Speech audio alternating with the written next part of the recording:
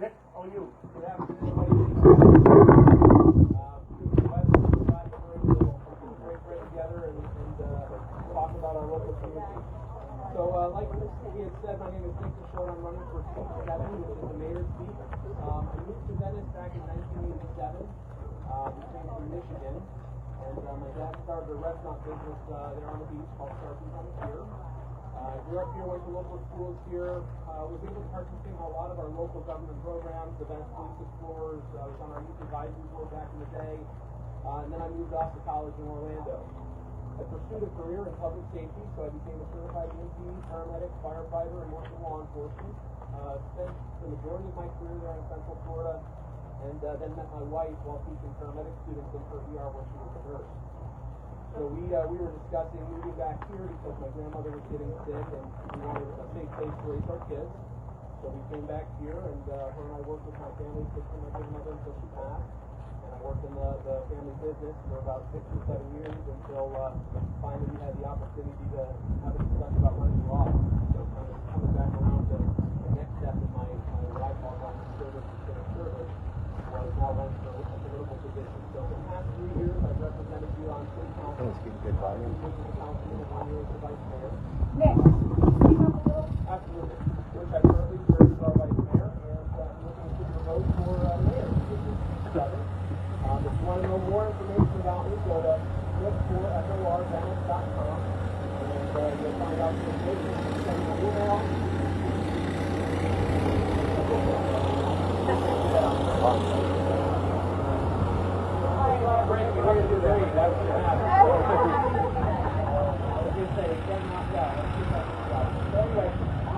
Venice.com, and you're more than welcome to send me some questions here on my email address. I also have some flyers up there with some information.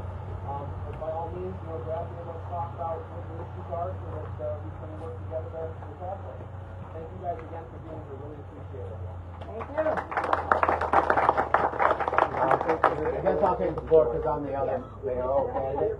I'm Frankie Abbruzzino. I moved here back in 85 when my parents came from Detroit. Or 82. I graduated from Venice High School in 85. I went to school with Julia, wherever she is. And so I went there. I went to NCC a little bit, and I was a baker, Publix, on the island. Went off into the Navy where I served, and I finished up my 4 years at the University of Maryland. Started some work towards my master's, and I was ending my 4 years, so I decided just to end it there. And once I got out, I tried the restaurant management thing. Didn't really enjoy it that much. Went into sales at GP, did about 8 years, 10 years there. Ended up being a commercial sales manager for their iLife, C-Life, wireless lines.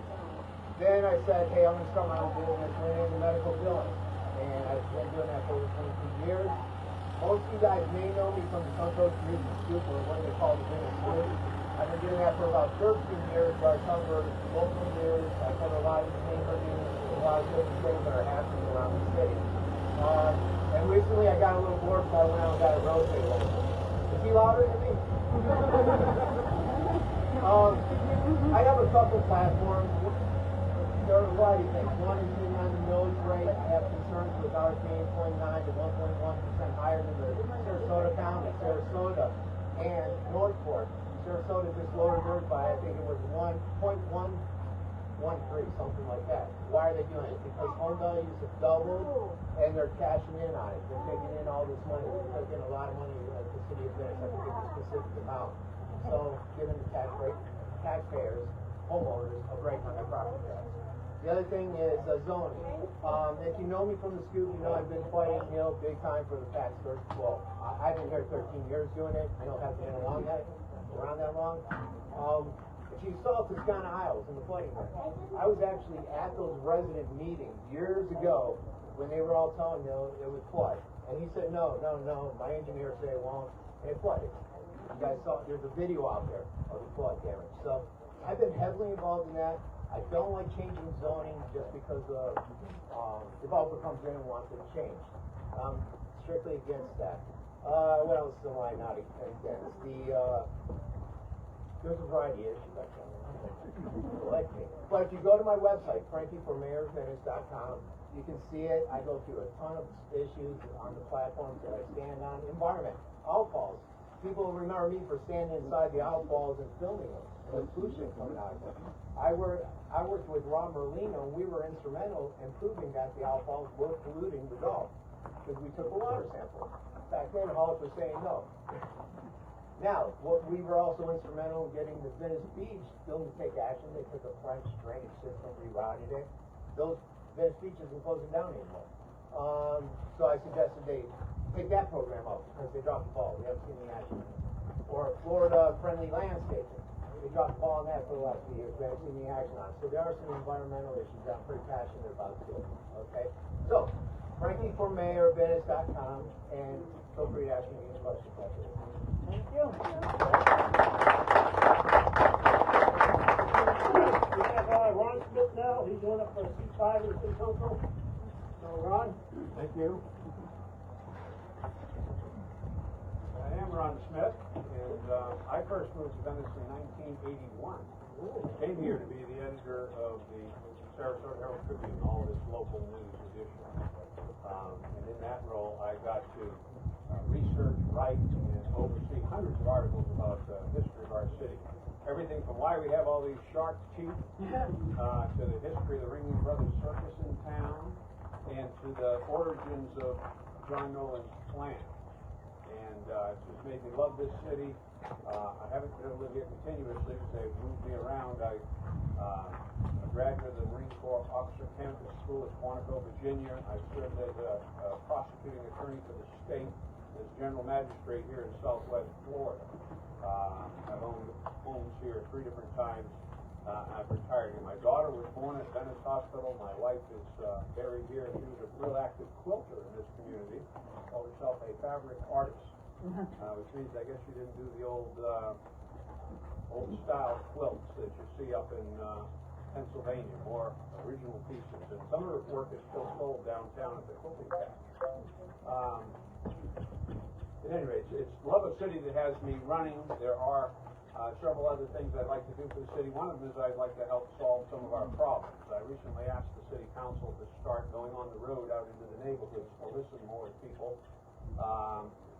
And I just believe that each neighborhood has its own specific problems and feels like they're not getting heard and wants to have them addressed.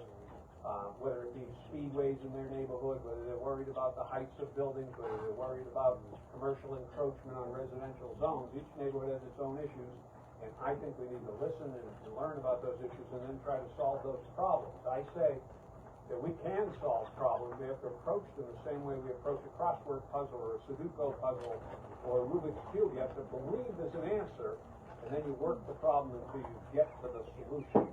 So I want us to do that. I was trained by the Supreme Court of Florida to be a mediator of disputes. And so I had to sit down with people and get them to talk and listen and find a solution when they have a problem.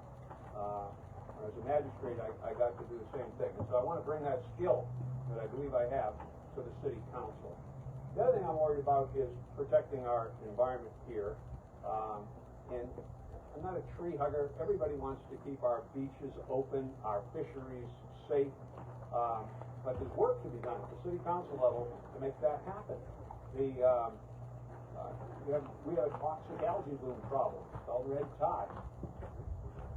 5 years ago, a statewide task force made recommendations on what we need to do to solve that problem. We still haven't solved it. The red tide's back right now. I saw on the scoop that I was surfing in it the other day. It's bad. It's back, and it is back, and we can't solve it all by ourselves because the red tide's bigger than just Venice. But we have to do everything that we can do here.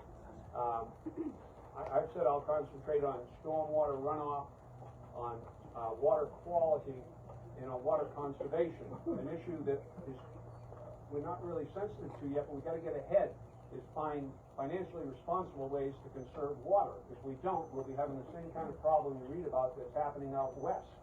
Because Florida has a water shortage problem. Okay. Anyway, that and neighborhoods are my big concern on the council, and I appreciate your support.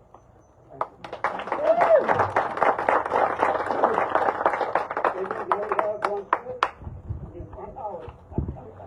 Rick Howard. So I hear Ron Howard often, and I say I don't have red hair freckles because it's Opie. Yeah, my name's Rick Howard. I really enjoy when I hear people say how long they've been here, where they've moved from, because Floridians actually welcome everybody to move to the state of Florida. I didn't move from anywhere. I was born here. I was born in Fort Myers. I grew up in a little town called LaBelle, 60 miles from here. My first job was a first responder. So for part of my 5 minutes, I'd like to say, or send a really heartfelt thank you to our first responders in the city of Venice and what they did during this hurricane. They were amazing.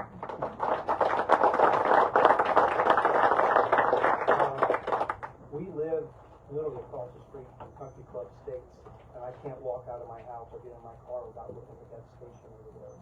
Those firefighters came out into that weather with winds greater than 45 miles an hour.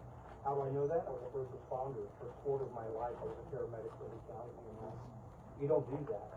They put themselves in harm's way, and they went out there to help the citizens of Venice. And the police was right there with them. The paramedics, the firefighters, they were all in line to do what they could do to help the citizens. It was incredible. So, a little bit more on me. As I said, I grew up in the state of Florida. I was a medic for the 25% of the first part of my working career. That job touches your soul. It forms who you are. It teaches you how to care about people. It teaches you what's important. It grounds you. The next 30 years of my life, I moved into corporate America. Don't ask me why I did that. I worked for the man, but I was a business guy. I had a $500 million budget, 1,200 employees scattered across 4 states. My job, I used to say, started on the 1st of each month, and it ended on the 31st of each month, because I had to hit numbers. I had to manage budgets.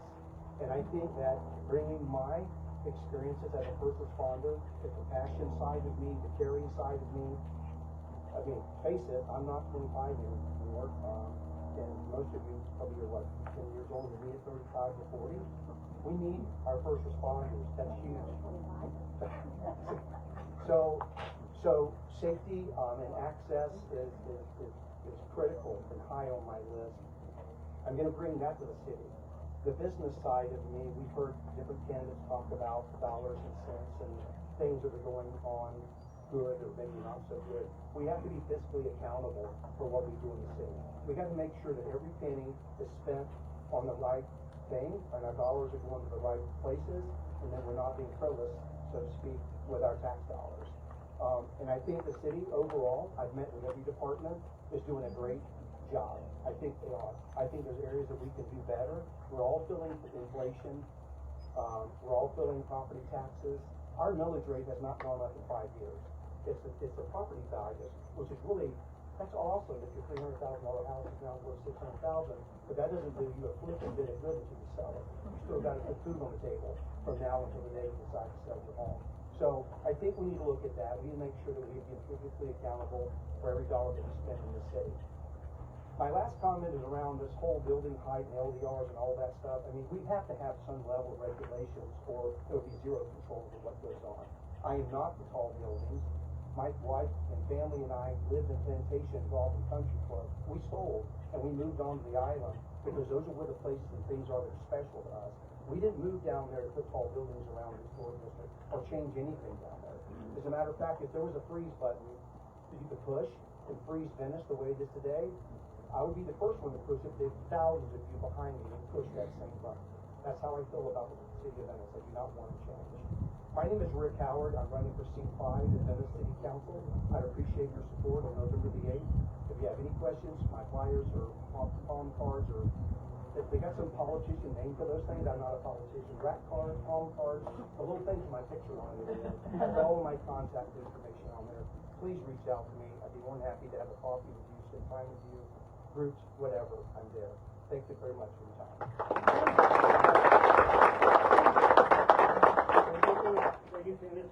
If anybody now has any questions for any of the candidates, please stand up and make a question. Sure. You all got great speeches tonight. Enjoy hearing them. Looking at the flyers, you guys have your hearts in the right place. I was here 3 years ago, and I asked the same question then, and I'll ask it again. On affordable housing and wages. 3 years ago, the economy was okay. We were barely getting by, those of us that work here. Times have changed, not for the better. Affordable housing is really no longer affordable for most of us. How would you determine what would be affordable housing for those that work in this area? Nick, you go first, you're up first. Going on again.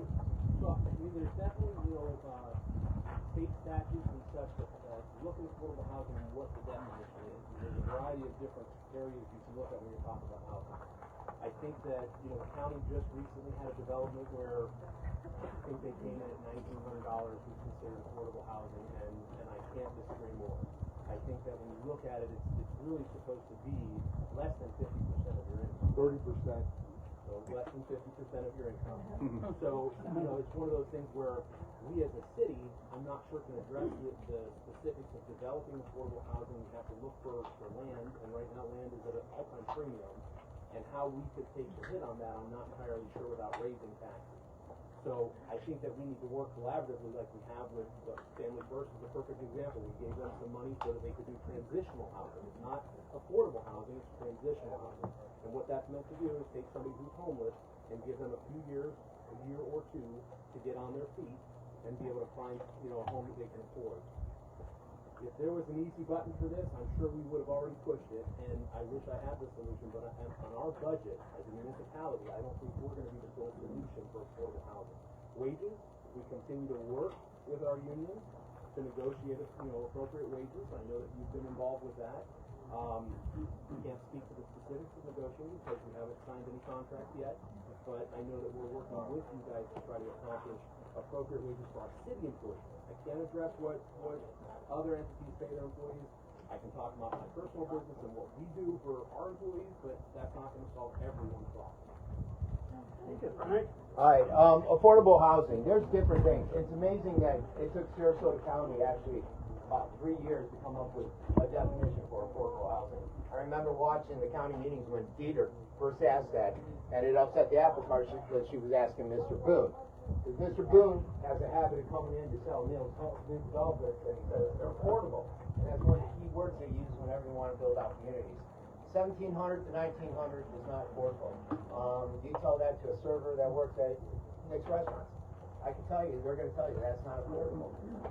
And so what can you do? You can do what Vince does. They do have partnerships where they'll go out and they'll buy a building or a house and rent it out at discounted rates to their employees. You have different companies that are doing stuff like that. You have Sarasota County I think it was about 3 years ago, they came out with tiny homes and approving them to build them in the backyard. Your mother-in-law should rent it out or something like that. That was another approach of trying to get affordable housing. The city of Venice could do something like that. Northport is looking at something like that, and they're one of the leaders. They had a meeting, I think it was about 2 months ago, trying to come up with various ways to solve the issue. It is hitting Venice hard because a lot of the employees are living out of the city. So where are they going to work at? Out of the city, generally. A lot of people feel that we lost the PGT. I think it was PGT. It was either them or Turtis that went to Northport. Why? The city had a better bill for them, but also they could get the employees that's real out of it. There are grants, there's SCORE, there's HOPE, there's different programs we can continue to work. Habitat for Humanity. They couldn't build a house on the property that's Venice owns out on Nice Trail that way. So the city came in and said, okay, look, we're not going to take it back. We'll sell it. We'll hold the money for 7 years. You guys can try to find land. And if you can find it, you can take this money and build your home. And we can get the process going. If not, the money reverts back to the city. We have the transitional housing that Nick brought up. That is a great way to get the mothers and families off the streets, get them into transitional housing, and we can get them something better. But it is a crisis here in the city because land value is eroded. I can tell you, land values are through the roof. And they're through the roof in Northport, too. That's one of the top areas to move at if you look at a lot of the world magazines for some reason. So, we got a lot of work ahead of us. It's not an easy process. We need government to work with NGOs. We need companies to be proactive in trying to provide discounted housing, continue to work for the state, federal grants, and do whatever we can. Wages, it's a little hard to get companies to jive about the wages more, but Minimum wage is going to $15 an hour soon here. Goodness, other than just wishing that we had it, the only idea I have, and it's not an original idea, I support the idea of working with developers, giving them some incentive to build some affordable housing in parts of projects that they are building, or what else they want, the bigger, more expensive homes. The key to me on that is if we're going to make a pact with a developer, is that we hold them accountable that it truly is affordable housing, and that it stay as affordable housing. If it's going to be rent, that there be rent caps on it over a period of years, not just the pledge that they're going to have it, and then it turns out it's all homes that are selling for $450,000 anyway. I did knock on a door on the island, and a young woman answered it, a couple of kids behind her, and she said she'd just been approved with her husband for a $450,000 loan. And she wanted to buy something in that area, and there's not a single house on the island of Venice for sale for under $450,000. So it's totally off the charts in terms of that. There are nice neighborhoods like this where you might be able to get a house under that price. But in terms of the only way we can solve it, as these prices keep going up and they're in more demand, is with new development and giving some incentive to the developer to have an area that's a little more dense, which of course allows them to sell the homes at a little lower price, or have apartment living, but again with a cap on how much those are going to sell for, or how much the rent's going to be. Something that we hold them accountable, not just let them do it, and it turns out like the little houses that they're selling for a price. That was a project approved with more density right here on Venice Avenue, just outside the city limits, because it was going to be affordable housing, except it's not, and nobody can buy them. So we gave away more density to a developer who didn't give us back what we bargained for. So I am all about holding these developers accountable, because they're running away from us, and the growth is running away from us, and we've got to get control back. Somebody that does not want us to change our comprehensive plan or give zoning regulations that benefit individual developers. It should be part of a master plan, and we have a beautiful master plan for our city, but we've got to hold our guns and make sure that nobody violates it and just takes advantage of it. The great thing about going forward is everybody really said everything. So, if there was a silver bullet for affordable housing, somebody would have the bullet already. It's a big problem. And it's parts and pieces of what all the candidates are talking about. There's a county piece to it, there's transitional piece to it, there's developer pieces to it. I mean, it's all hands on deck problem. I also walked the streets, and I met this lady a couple blocks off of Venice Avenue. She was 82 years old, and she said, my rent is 2/3 of my income. So when you talk about affordable housing, you kind of need to think about young families, right, and moms and dads and kids. Well, we've got folks that have lived here for 40, 50, 60 years that don't have affordable housing as well. That goes back to the fiscal responsibility of the city and making sure that we do our part to help control some of the costs. They're driving people who've been here for decades out of the city. But the affordable housing piece of it, I don't have an answer to that. There is no one answer. It's a lot of input from a lot of county, city. I can tell you, you're not going to buy affordable housing in the city limits of Venice. You can afford to buy a house here, but plus affordable housing, but there are properties out beyond the city limits and other parts of the county. And I think that if we all put our heads together, we can come up with something that's going to work. Dan? Well, 3 years ago, it's a fact, you needed $25 an hour just to put a roof over your head, not including utilities, vehicles, food, or anything else. That's why I asked the question then, and again, it's time not better. And people that work here are having trouble, even in the county. I don't want to pay for my house, I know what the thing it's worth. In Dubai, I'm making $25 an hour, it ain't happening. I feel sorry for those that own, paying the property taxes, I know might take a hit. They went up and insurance for this fiasco thing, and it's going to go up too. That's why I asked the question on your definition of it. And so, I had a good answer from one of my council though. So, okay, anybody but living here, working here for over 30 years. Some of the answers is my council. Any other questions? I have a question for the candidates, and it's going to be between environmental of Venice and development of Venice. So over in Birthday, where my folks came here 42 years ago, a person by the name of Jason Bianco has worked with Hawks Run Golf Course who wants to turn the golf course into a development inside of a development. And it's a big issue with the open green space. The fact that people have lived there 42 years and they have open green space, they have trees, they have grass, and now somebody wants to sell the golf course in the middle of a development. And this is going to go through the city council, obviously, and get approvals and permits. And all the lawyers are going to be in there fighting their way. What I want to know is, where does the council stand on this? Are they going to go for a developer, or are they going to go and protect the rights of the environment and our open green space here in Venice? So, real quick, just so I can address the disadvantage to city and council, even our candidates, anybody who gets elected, there's sunshine laws that prevent us from speaking on issues that come before us. So, this particular development we're talking about has an application into the city, so I can't speak directly to that. What I can say is, as a council member, we are required to follow the law.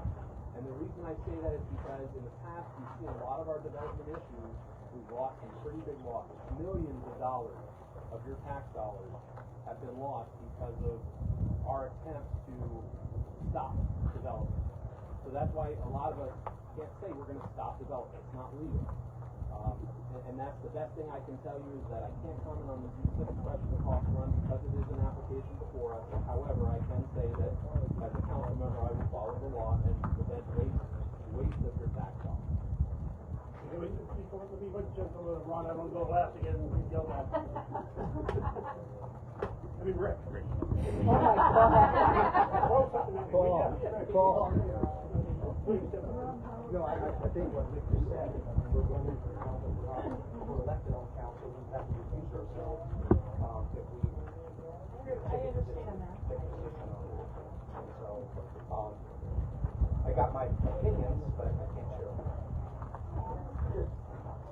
I have an opinion on it, and I'll share it. Okay? It's outrageous what's being done in a variety of places in things called planned unit developments. That is, they come in, they sell the city on a plan. Then, after they sell the houses, despite promising open space, they come back in 15, 20 years later and say, I'm making a change in the plan because it hasn't been finalized yet and closed out. And it's unconscionable what they're doing when they encroach on commercial property, when they take back open space. People put their retirement investment, their dream home, counting on looking out on open space. And it's incumbent on the council to stand up and say, this is not right, and to work with those people to make sure it doesn't happen, to make sure that people's dream homes aren't destroyed by this kind of greedy development. And that's all it is. It's all about more money. And you have a right to expect more. You have a right to expect people to stand up and fight back and fight on behalf of those neighborhoods. And I promise you, I will fight for those neighborhoods that are facing these kinds of problems.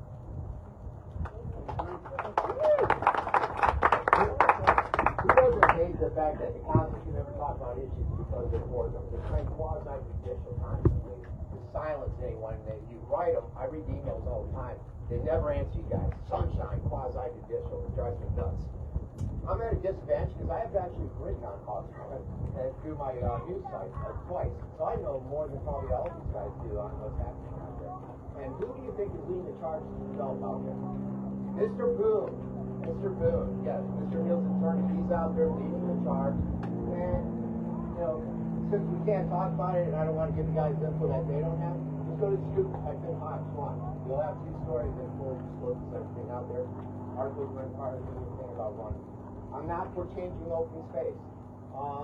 There's a different issue at play there. They are trying to change some open space, but there's timelines on which QD they'll follow and different things going on there. So read up on it. I am never for changing open space in zoning. Good example. Venice Hospital. This is the county, not city. Venice Hospital is going to build on Venice Ave. Residential homes all around that property. The county came in and saw the tax dollars and said, let's change it to commercial or whatever it is for the hospital. All those people started seeing their land value change. They bought that land expecting it to be another residential area. All right? Now the hospital's done bankrupt. I wrote about all that stuff. Everyone knew it was coming, and they're trying to change it back to residential, which is a good thing. So, taking any open space and making it commercial to appease the developers is a no-no with me.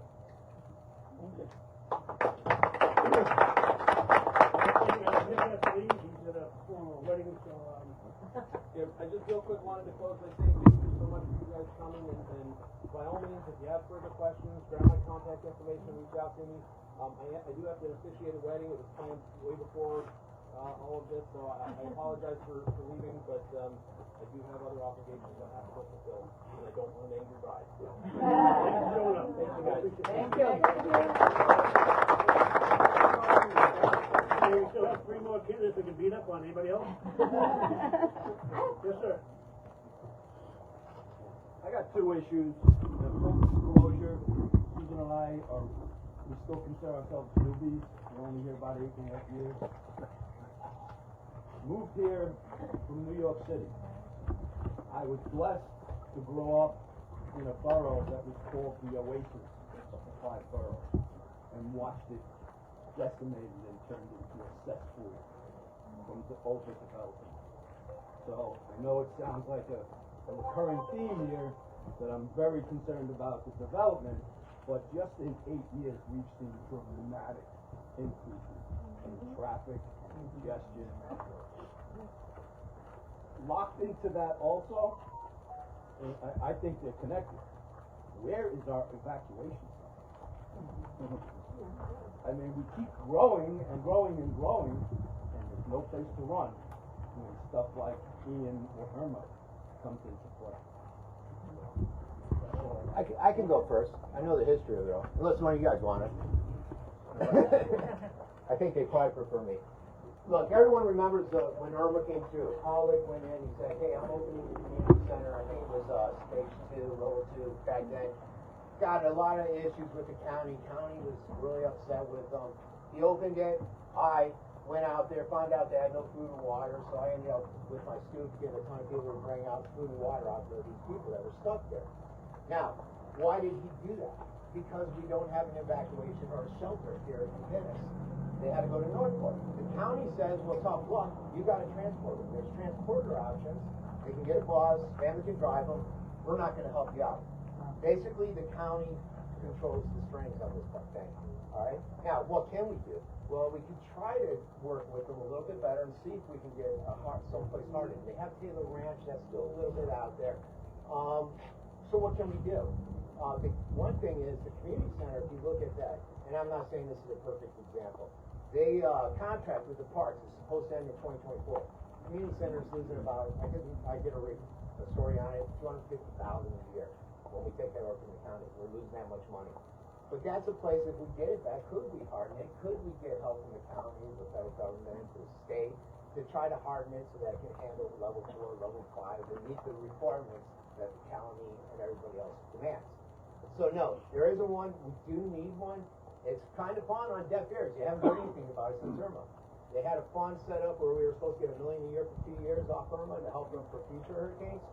Not seeing that money dispersed. That's supposed to pay Andes. They're having a hard time paying for programs. And we need to do more than that. We need to go out to some of these senior places. I was on the Bay Andes, roofs ripped off and everything. 93-year-old lady sweeping her driveway, no roof, and no one to turn to. And she's just staying in her house. What do? You know, at the time, the city came in after my story got out and said, okay, here's some options. There really were no options. I think they upset everybody. But we gotta try to set it up so that some of these seniors, and even someone like me, has some direction on what to do, what are the resources, what are our options, and all that good stuff. But the shelter is gonna be very difficult until we can come up with a plan, and the county will work with us, and I can tell you, they're very hesitant, very. The hospital, no, and it's good, but good luck is this hospital will do that. It's possibility, but you gotta look at it. They wanted Sarasota Memorial a few years ago offered them, I think it was 88 million, 80 or 88 million to buy it. They turned it down. Now they hate SMH. They're in a big fight. Okay, can somebody else buy that and turn it into an evacuation center? Well, you're gonna have to get some profit from it. You're gonna have to get some general use out of it. So they're all good ideas you can put on the table. How willing is CHS to buy it? Yeah, eminent domain. You could use eminent domain to take it. Eminent domain, government come in and just take it. Wasn't there a deal when Sarasota Memorial Hospital was being built, the new addition that is out there, they had an offer to do evacuation center there, and they turned it down? That was one, yeah. You're good, you're right, you remember that, yeah. Well, I was at that facility the other day, and this would have been a great thing. Yeah, that was an option on the table. And went to take full. Yeah. That's about cat five in a house on a canoe. Wow. Yeah, and she's absolutely right, that was an option with SMH. I didn't know how up these guys were gonna be on it, so I thought I'd go first. I mean, go inland, evacuation center inland. Can I just say thank you to Frankie for refusing to take campaign donations after the storm, and he wanted all of the campaign donations to go to Ian victims. So he stopped taking campaign donations so that the money would go. So, yeah, Frankie's the resident expert on this stuff, and he has been writing about it. Taylor Ranch is the only RV facility. The community center he talks about is actually in a flood level, a flood area. So it's not a lot of thought went into that, but it is a concern. And the hospital, right, it was a short term. There's people I think still in that hospital, but it's privately owned. We don't know what CHS is going to do. We saw what they did. Again, if I put on my medic hat, what do you mean you're closing your shut down the hospital? You're doing this in like 30 days or whatever. So I don't know what would ever come of that building. I've heard people talk about affordable housing. I've heard people talk about all kinds of uses for it, but you got to find somebody who's willing to come in and make that investment in the facility. But it's a great location. It's certainly close to everybody, at least on the west side of the city that doesn't have anywhere to go. It's got a ranch on that. My wife and I make jokes all the time. It's like, but we have to go to Target. And we're like, it's way out there. That's what happens. You have the convenience of like the Venice hospital. So I agree. It's an issue. I brought this up in our first forum. I was worried about hurricane centers. And I'm not going to say I had some crystal ball that knew Ian was coming, God forbid it did not. But yeah, it's a problem. And nobody's going to have a place to run. And that's scary for all of us that are here and wrote this thing out. It was like, when's it going to stop? For hours and hours and hours, and it didn't stop. So yeah, it's a problem that we need to address it. Ken, loss of the hospital is a bigger problem than we're imagining right now. If you use that hospital, you know that all around the hospital are ancillary services, all of these little medical providers, whether it be for an MRI or for specialty areas, they're all based there, and they're all now having to move out to Laurel Road. So there's going to be a blight all around that hospital unless somebody, and that's the city council and the city planning, really concentrate on how can we make use of all of that space, not just the hospital, which is a huge property with a big parking garage, but all of these small medical facilities that are all around it for 3 or 4 blocks. So that is a big issue that we haven't even started to focus on enough on what we have to do with that property. I just want to say this about developers. When I ran, I thought I was running for an open seat. Okay, that means there's no incumbent, there's nobody already in office. What I found out, and I wanted to say I'm running for a job, not against anybody. But what I found out is there is an incumbent. He's a developer. And he's picking candidates. He said to me, I back candidates. Now, I don't want you to be the candidate. I'm for the other guy. I want you to leave. I'll let you be on the planning commission if you'll quit and let him win. And I said, I'm not going to do that. He said, well, I'm 38-3 when I back a candidate, and I'm putting all my money on the other guy.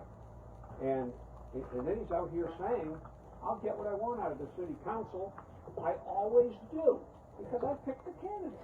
Well, if you wanna see how that is playing out, look at the literature that comes in your mail. If it says it's paid for by the First Florida Initiative, that's his PAC. That's his political action committee that he's funding a campaign through, without his name on it. So you have to realize what's going on. It's like in A Wonderful Life, we're going to have Potterville, only around here it's going to be called Neilville. Because he controls this council. We can't let that happen. We have to fight back. We have to stand up and say enough. I appreciate your support. I'm in a lopsided battle with some big money. And I call out my opponent to condemn it, to stop accepting the graft, the gift of all of his advertising being from this political action committee. Says right on it, paid for from Tallahassee. It's not paid for by the candidate, okay? And we have to stop it. Let's move on from there. I got a question, a quick comment on that one. Nick has gotten a few of those flyers that have been sent out. He's never asked for them. He's called to ask them to be stopped. They still keep coming out. Can I ask a question? Nick is vice mayor at this point, right? But he has voted yes for Pat Neal on every single request. Every single request. I don't know the voting record. Well, I'm talking about, I'm not defending Nick. We're getting off track here a little bit. I'm just telling you that those flyers that go out are not Nick's choice. We want the issue, not the back end who was up and Well, okay, let me explain. I was born and raised here, in the house that my father built with his hands right across Venice Avenue. And I've watched so much destruction to our community because of building. And when Ian came, all of the flooding was because of Pat Neal development runoff. So friends and loved ones lost their homes, they lost everything. And I don't understand why nobody is stopping this and why nobody on the council has done anything to stop it yet. Like, what do we have in our infrastructure? I think that's up to everybody to vote for the right person to fix all that. Right now, we can't be mudslinging back and forth and who's paying for what. So if we just try to keep it on an issue here, and later on, you vote that person out, vote that person in. I mean, let's not say this guy's paying my way or that guy's defrauding everybody. Let's just try to keep on the issue here. Okay, so let me rephrase my question. How are you guys going to help fix infrastructure here? What are you going to do so that our town does not get further destroyed? I can tell you guys, infrastructure's never thought of. When you watch these council meetings, I've been watching in Venice for 13 years at the city and county level. Neil, and if you're talking about let's talk about Neil, but usually it's through Boone. He'll come in and say, I have a traffic advisor, traffic consultant, and he says there's not going to be any increased traffic. All right, so the roadways, the sewer systems, hospitals considering infrastructure. I did a whole article on this thing. Basically, what happens is, it was comical one point. I was listening to the county. They're putting up that dealership on the roundabout. They said, how much traffic? And Boone's like, oh, hardly any. Anybody will be impacted. The council at that time knew they were putting a 50-plus home, those 50-plus that they had to tear down because they got molded with some rain. They were putting those up. They were putting up all these restaurants. The Venice Hospital was in the works at the time. So all this stuff right in that little area, but they focused just on the car dealer and said, oh, no, his traffic consultant paid for by Boone, and, well, Neil, Boone's the attorney, is fine. Let's go through it. And actually, Neil wasn't part of the car dealership, but they said the traffic study's fine, let's move forward. And they do this all the time at the city level too. The city will look at this one little area, forget the fact that all this other development's going on. That's why we didn't have 4 lanes on River Road, or not River Road, Laurel. They want to do 4 lanes now. Neil came out and he said, look, I'll give you guys the money and I'm going to get the county and Venice to work together. He was viewed as a hero. What nobody knows is, that right away, he wrote a letter to Hollitt. Hollitt blew a gasket. It was about 4 years ago. He put out a letter. I think the Herald might have covered it. He said that Neil promised this land he had it for free. Neil said, no, I didn't. So Neil gets $2.5 million from, or not total, there was 2 landowners in Neil. Neil had about 95% of the land. They got $2.5 million. And before that, Neil said, why don't we do eminent domain on the other 2 houses if they don't participate in this deal? It's in the Herald, you can look at it. Any of this stuff you can Google and find it. So now he's out there, they get all this money, he gives something, maybe $500,000, whatever he's giving to the city, and he looks like he's the savior. But he didn't plan for this infrastructure. Nobody planned for it. How can you tell me that Milano, Venetian, all these areas, Toscano, that they wouldn't need 4 lanes out there on the road? Everybody knew it. Everybody. But this all goes along with that whole infrastructure. If you want, parks aren't really infrastructure, but this would be a common code. They wanted a park out of North Venice for the longest time. It was promised Ajax property. Pollock reneged on it. So then they said, okay, let's go ahead and we're going to buy this property just this year. It's a property that was bought 2 years ago by by a company owned by Frank Casada and Neil's son. They bought it for, I'm not going to quote a price, it was somewhere in the 300,000 range. They ended up selling it to the city for $1.5 million 2 years later. But you see all this stuff going on, so you got to pay attention. I watch all the meetings. I really miss them. That's how I know all this stuff, and I write about it. So it's imperative not just come to these things, that you get involved with it.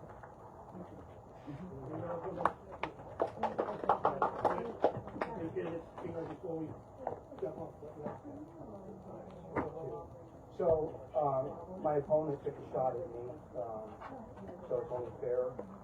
I take a shot back. I think he did. But he did. Okay, then I'll take the word opponent out of it. 3 days after qualifying week, this party thing we're talking about, both are doing it. I didn't get in this to be a partisan race. I'm not a politician. I don't know anything about politics. These parties that everybody's talking about, they get involved whether you want them involved or not. So whether it's done through a flyer, a piece of paper, or it's done through Facebook or social media or email, they're all going on both sides. It's not just one side or the other side. That's not true. If you think that's not true, I don't pick my friends based on voter IDs. I don't care if they're Democrat or Republican. I don't really care, because that's not how I form my friendship. And I feel like that this, call it just being naive on my part. I had no idea what I was getting into. But I can tell you, God bless America, where you have the right to say whatever you want to say. But what was said by someone to the Sarasota Herald,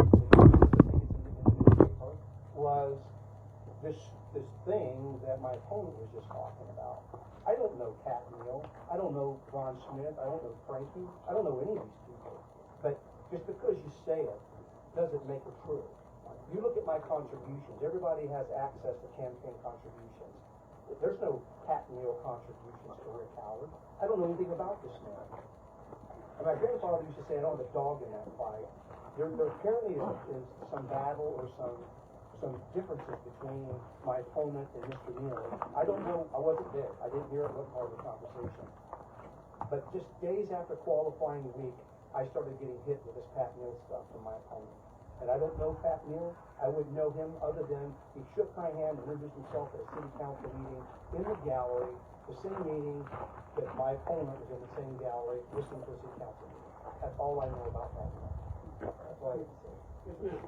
I work at Venice Hospital. Yeah. So I work at Venice Hospital, and we're told that they were closing because they had too much asbestos and mold.